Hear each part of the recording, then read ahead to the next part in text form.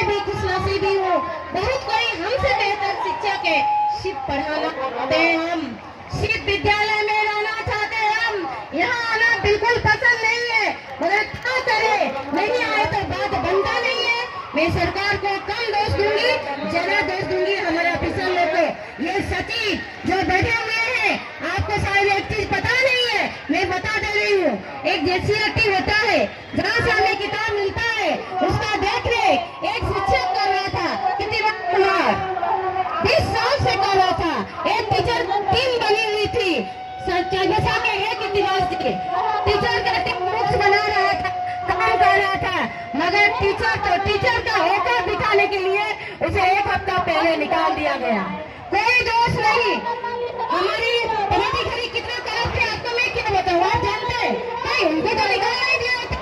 Show कुछ होता है, ये होता है, वो होता है, क्या क्या ड्रामा होता है, अंत में हम लोग वही आ जाते हैं।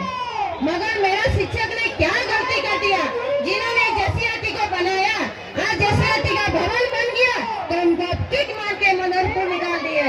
ये कहाँ का नया है शिक्षक बंधु?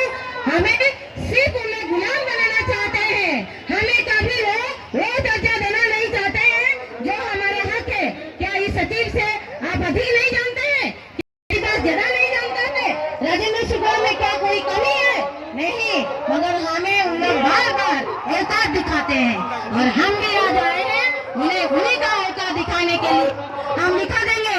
मेरे शिक्षक बंधु बांधवी जो आए हैं, जो नहीं आए हैं, बतौर स्कूल संभाल रहे हैं, क्योंकि बच्चों को हानि कभी नहीं है, आज भी नहीं करेंगे। मेरा विनम्र निवेदन रहेगा, हम लोग एकजुट होते रहेंगे। बाकी संघ के बारे में सोचना है नहीं, उन लोग है नहीं दुनिया में, उनको क्या सोचेंगे? हम लोग ही झारखंड